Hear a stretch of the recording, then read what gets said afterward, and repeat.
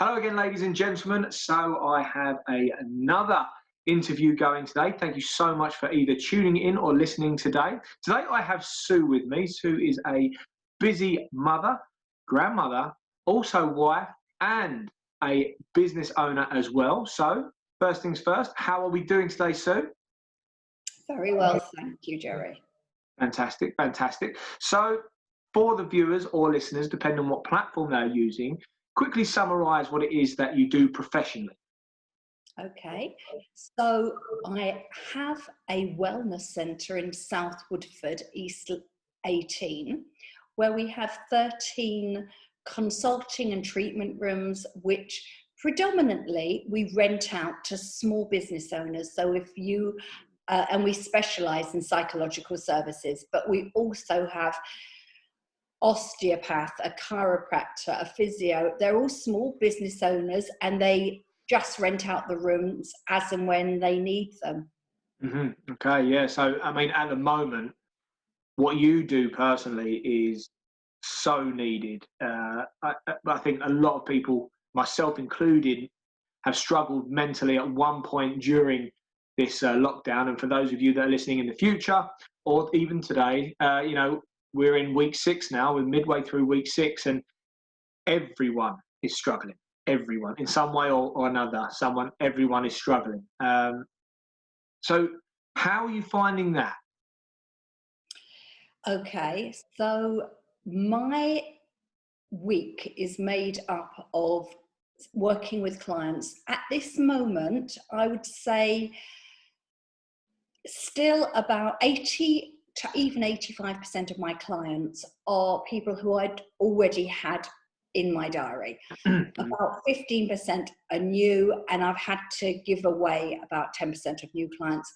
Not as many new clients were coming through for the first couple of weeks when this started, but the last few weeks, there's quite a lot of people who are realizing that the anxiety that this COVID is bringing about for them is reawakening other issues that they may have. And sometimes that's phobias, sometimes it's just worries. Unknown caller. Worries, bear with me, turn that off.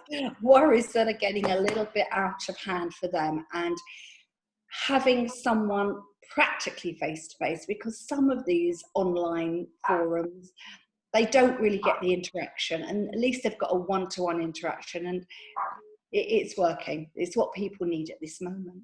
Yeah. So you managed to pivot online fairly seamlessly. Are you finding that the likes of what we're using now, Zoom or even FaceTime, is working quite well? I've not used FaceTime myself, Jerry, but to be perfectly honest with you, I was surprised, because I'm not very technical, but beyond surprised at how robust the psychological services, counsellors, psychotherapists, psychologists, how we have managed to transfer our work from face-to-face to online. It really astonished me. It took me, several hours to get the whole of the Zoom bit, and only over the last few weeks am I more comfortable, because in the beginning I was using headphones, and 8 or 9 hours with clients a day. At the end of the day, I was having bad headaches, but I worked out how to get the system coming, from the speakers, and that's great. It's worked really great now. And I'm encouraging the clients to perhaps not always have things over their ears. For them, for some they need it if they need privacy because of the other people who are in their household, and sometimes they're the people who are triggering them, who they actually need to be offloading about. But I think you have a field day with my wife right about now. Not because I'm particularly, well, I am challenging, but I'm not in that way. I'm more just a big, fumbling fool that kind of tries to make a joke out of a lot of stuff and then goes one way or the other because of business. And I think that, where she is more of a rock in our household and very stern-faced, and she weathers the storm very well. I take that for granted, and I can definitely see that maybe probably having a chat with you at some point would definitely help, even though she does hold her cards close to her chest at the moment. Is there anything that you'd say is happening more though than usual in your field at the moment? Is anything quite rife that think it needs to be addressed? I wouldn't say there's a definitive, it's all about this or that. A percentage of people at any time, at least 20% of my clients are in education in one way or another, whether they're a classroom assistant, whether they're a head, whether they're working in the back of schools. So they've got their issues at the moment, not least of all coming up to doing the A-levels and GCSEs and, just new learnings that they're having. And other people really worried because they feel that they're being put in, obviously I've got people in different jobs, including the NHS, who are feeling that they are vulnerable and they're in the front line. Yeah. I've got others who've got their business and they had done so well building their business, and then all of a sudden they can see it imploding, and some of their main clients are saying to them, we're asking everyone to take a 4-week holiday. And of course, everything's got a knock-on effect. So there isn't one main thing, but if there was one change that is from now as to early March, I would say obviously it's much more about the here and now. And people do want to talk about their conspiracy theories about whether this is man-made or not. And people want to talk about how they feel just coping in their individual homes, as you so clearly put. Yeah, I think I can definitely resonate with what you just said about having a business that, to be fair, I'm in that boat. I've been self-employed. I had my first business when I was 13 or 14, about 13, 14 as an antique dealer, but opened up my first gym 12 years ago and the second gym 3 years ago. And when I say every waking hour, sometimes in my sleep I work, and I'm always I never switch off. You can't switch off when it's your own business, can you, Jerry? Everything was going, I'm there. Everything was going better than it's ever been. And the amount of people I've heard say this, and then button, gone. I'm there too. I'm there too, because when I say we've got 13 rooms in the Wellness Centre, the truth is it comprised of our original one, which set up in 2011, which has 8. And we set up our new one only last November, not even 6 months ago, which has got an additional 5 rooms. And between you and me, I was negotiating just at this time to potentially get another plot of land to potentially build some more, because certainly the peak times, 5 o'clock, 6 o'clock, 7 o'clock, 8 o'clock in the evenings, there's no space. People are fighting for the rooms. Yeah. But now my concern, it's not a concern. I just think that people are going to do things differently, and they may decide afterwards to continue a percentage working remotely. And again, even in your industry, whilst there's nothing like having the direct contact. That is never going to be replicated. But you too may find that you're going to start doing certain things more remotely, so you can harness that demographic, because they're going to be people who think, do you know what, do I really need to spend half an hour driving there, having troubles parking, getting back this way? I've got my hours gym session or counselling session, and I can just get on with my life straight away. So there are going to be a lot of people who maybe not every time, they may predominantly still prefer face-to-face, but they're going to want, for a percentage of their time, to think, do you know what, it'll be easier for the next couple of weeks if I do it virtually. Yeah. I mean, every now and then you'll see me looking to the side, and those of you watching, there's me just taking notes for summarising and then for when we finish off this episode. But I totally get that, the worry. I'm in also a similar position where a lot of my trainers that hire space off of me are moving online, which is fantastic. And I know a lot of them want to continue doing that, but they also want to be in-house. And I do think, the element of a human touch, the fact that there is a safe space the whole process of leaving the house where it is and being able to escape to somewhere where there's an element of safety and freedom, in the same way as my facility and definitely more so with your facility. I don't think that this can overtake that. I really don't. And if it does, there is always a way for you to pivot and move other things around that would work to your benefit anyway. Which, it's absolutely fascinating as well, that I think a lot of people don't feel safe to just put a set of headphones on and talk in their own home. And personally, if I was going to, confide and have a session or have sessions with yourself, and I have had counselling in the past, which I'm pretty open about, I would have preferred 100% to have gone to a facility for that. I don't, needs must at the moment, which is fine. But, as I think about it, I would feel a lot better to go into a safe place and have no ears anywhere that could hear what's going on. Jerry, I'm doing quite a number of sessions, particularly those which may have issues around domestic violence or just any other challenges. It can be around anything. I specialise in sexual abuse. I specialise in all areas, and I'm having a lot of clients who are having their sessions from their cars. They're literally going into their cars. It'd be the only place you could go. This is my space. I've locked the doors. No one's coming in here, not for the next 50 minutes. And that's kind of interesting to me, that people don't feel as comfortable speaking freely, even though they may have quite a large home. You just want to be a little bit away from it. Yeah, you have to be. For something like that, in that environment, there's an element of fear, and the fact that those people, I can't imagine what they're going through, but there would be that awful element of fear that someone's listening, and that paranoia. But it isn't even always because there's anything traumatic and awful. It can literally just be that someone wants to offload and say, do you know what? It's my partner who is the solid rock going on at the moment. And I'm being a bit of a, give me some strategies that you think can kind of help me to help the home environment at this moment. And it might not be so terrible, but they might just not want to have it said potentially in earshot, so they can speak more freely.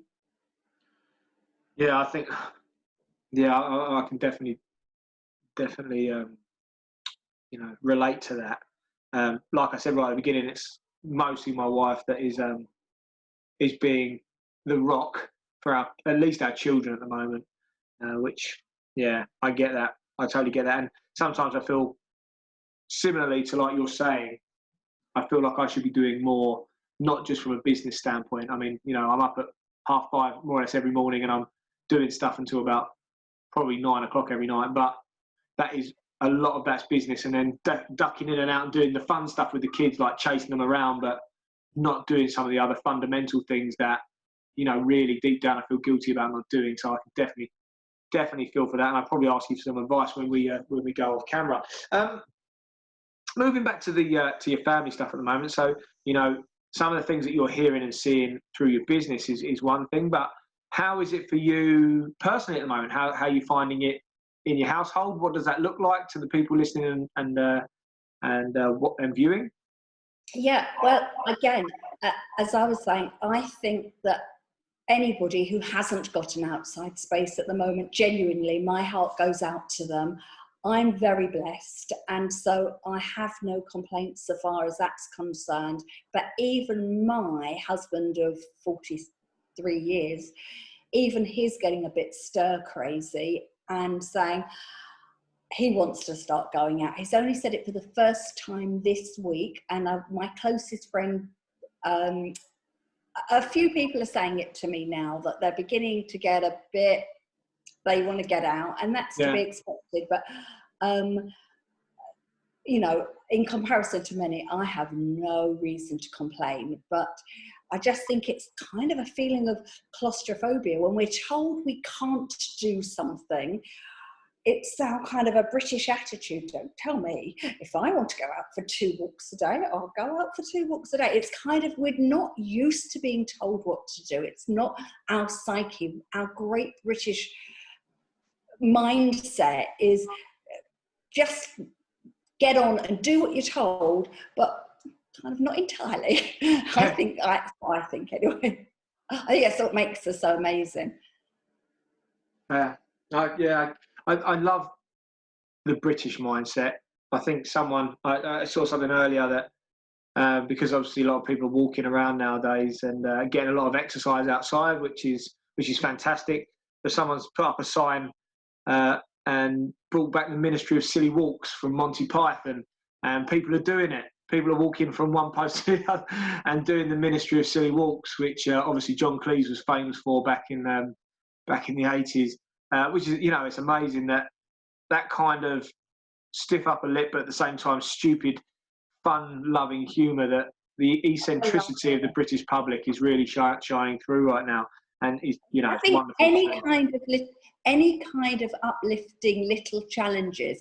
Today, for the first time, I put on a frock that I bought before the lockdown, and I am going to put out on a group that I'm part of.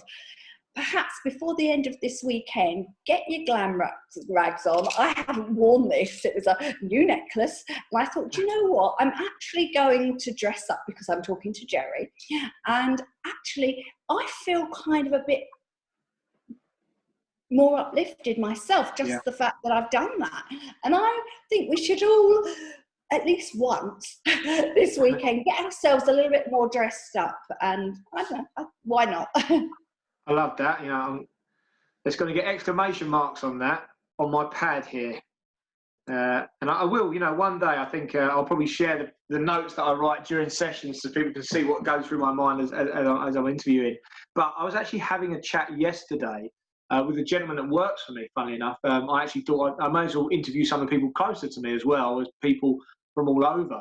And he said to me that every day when he goes to work, he lays out all of the kit, because we wear a uniform at work, which is just this, a pair of black joggers, a personal training t-shirt, a hoodie with the emblem on the back, and you make yourself smart and presentable to go into work. And he's doing our maintenance in the facility right now.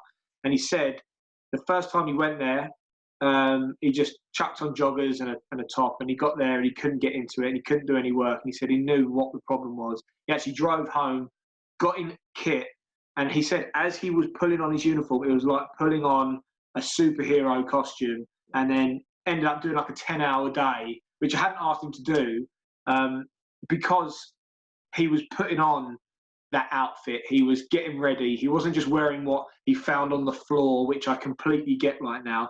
And a lot can be said for what you just said.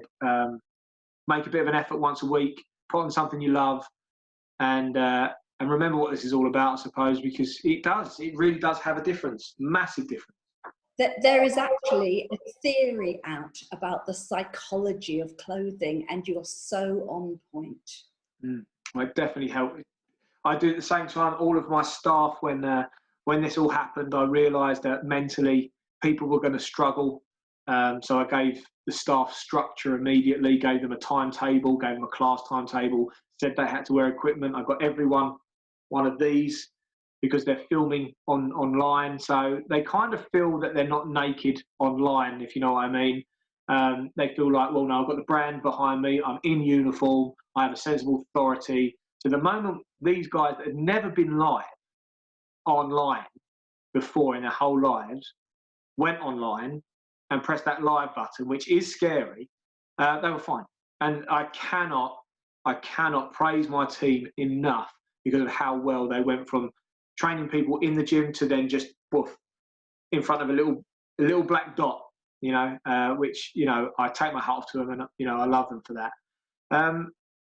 What about, are you finding that quite a lot of your family are getting in touch? Are you nearby? Are you close? In fact, I know that you're not physically close to one group of your family. Yeah. My grandchildren, I've got 2 sons. One's local and one lives in Florida. Yep. and with my daughter-in-law and my 2 granddaughters, and for us to endeavour to try to help them, because they're all going through issues and changes with their business. They're similar ages to you. It occurred to me that the BBC put something out which has access for all of us, called BBC Bite Size, for the little ones, the 3 to 5 year olds, all the way through. I've got one in that category and another one who's a 5 to 7 year old. And I said to my husband, how about we have a regular arrangement that maybe 3 o'clock for us is 10 o'clock for them. Yeah. And that even if it's just for 20 minutes and then a bit of fun, that they have a regular little lesson. And it helps, obviously, doing a little bit of remote babysitting. And I think a lot of grandparents who are finding this time so difficult, and parents who equally are finding it difficult, if they know that their child, oh look, it's time to phone up the grandparents now, I wonder what they're going to do, and they do a few little bits of learning followed by a bit of a story and bits of fun, that for the parents of your generation could make it easier also. That has blown my mind. There's such a fantastic idea, because my parents, you know, my parents aren't actually together. So my kids have got 2 sets of grandparents just on my side alone, and then my wife's parents that are still happily married. And our kids are missing their grandparents so much, and I know that our parents are missing the kids so much as well. And that is just such a crazy simple idea to add structure to the day as well, where one set of the grandparents a day on a rotation would be fine. Exactly. And also you will know, great, we have got a space every day between that and that where the kids are going to be occupied. Yeah. You know, if you've got 2 different, whichever way you want to structure it, you could even have, there's lots of ways to do it. I think it's needed, because the thread that connects blood to blood, you to your children. I heard you have a hug before. Wouldn't let them go off, have a hug first. But there is something even stronger in a weird way between parents and grandparents and children. And why not utilize it? Oh God, yeah. Like they adore their grandparents, and vice versa, yeah. And obviously, of course, you would. And we got a very big family as well, so I think we probably need to schedule that. The schools aren't on. I've said my 6-year-old yesterday learnt the difference between amphibians and reptiles and birds and mammals, and all of that was done in a really fun way in like 20 minutes, but it was done in such a lovely way. And then when we see it the next time, we'll end up kind of building on it and saying, okay. And I just think it's a really lovely idea, because the schools can't do everything at the moment, obviously, much as they would love to. And even when the schools return, it's going to have to be, 1 week on, 1 week off, or mornings and it's going to be less than they're used to. So we're going to have to be very diverse as well, which is going to be, it's going to be interesting times, to say the least. And I think that there's a lot of, where there's things going wrong for people, I think there's going to be, for those who think outside the box, a lot of opportunity, which has got my mind thinking for a lot of ideas as well. But, it's going to be very interesting for us at the moment, and it's going to be very interesting for everybody that has to think outside the box, that people in business like yourself, I'm a clinical hypnotherapist, and I had to check with my insurance whether or not the disclaimers were going to be appropriate for certain things, because you've got to protect yourself as well. Otherwise, you can't potentially help your clients to safely do their gym work, or in my case, to have their counselling. But doing certain mindfulness, because we do mindfulness. That's really great. At the moment, predominantly, we're incorporating it in one-to-ones. But again, let's see how long this goes on for, because that may be potentially. I go to a choir on a personal level, and they've got like about 100 people all coming in to the choir. So I think doing mindfulness is something during this COVID time which can be a really useful strategy for just regulating, allowing us to feel grounded. And once we feel grounded, whatever freneticism might have been going on from 3 a.m, fresh ideas coming on, we actually need to, I call it, it's great to have all those thoughts if they're good, if you're an entrepreneur, or if they're not so good, if you're struggling with intrusive negative thoughts. But we need to know how to get off that roundabout and ground ourselves. I love that. I completely love that. And you know what? We are going to come into a bit of a close now. I like to keep these interviews bite-sized so people can get lots of little bits of information. And then if they want to talk to you further, we can move over to sending people out your information, which we will show into the show notes as well, guys. Great. Forest Therapy Centre. We're doing it remotely. It doesn't matter where you are. You can be in the north of Scotland or the south of England. There you go, Land's End to John O'Groats right there. So we can, we'll get all of that set out for you. And I really do resonate with the mindfulness stuff. You're about the fourth person I've actually brought, who's brought this up. Sorry, and just to slow down that kind of washing machine of thoughts in your mind, having a little bit of mindfulness. And we actually brought a mindfulness coach for my team once upon a time, which, we could always talk about talking to you and your therapist about, even doing it remotely, because the amount of help that gave my team was through the roof. So as we move over to a close now, Sue, and, I really appreciate you coming on today. And, I've learned a lot, especially when, the remote babysitting, I think, is probably one of the best ideas I've ever heard in my life. And thank you so much for sharing that. If you were to go back now, so we're in week 6 now, if you were to go back to the very beginning, and this is the question I ask everybody, and give yourself either a piece of advice or to give yourself a piece of information you now know, is there anything that you would say to yourself, or what bit of advice could you give yourself now knowing what you know? A very simple personal thing, again, I shared with you, is find out, because Zoom was completely alien to me, find out how to use the computer from within, speakers within your computer system, rather than if you're doing 8 or 9 clients a day, at the end of each day I was having such a headache, and so I wasn't able to have my downtime at the end of the night because I wasn't feeling 100%, and then it was back to work the next day. So I felt so different. Now I've managed to work out how to get the sound coming through the speakers.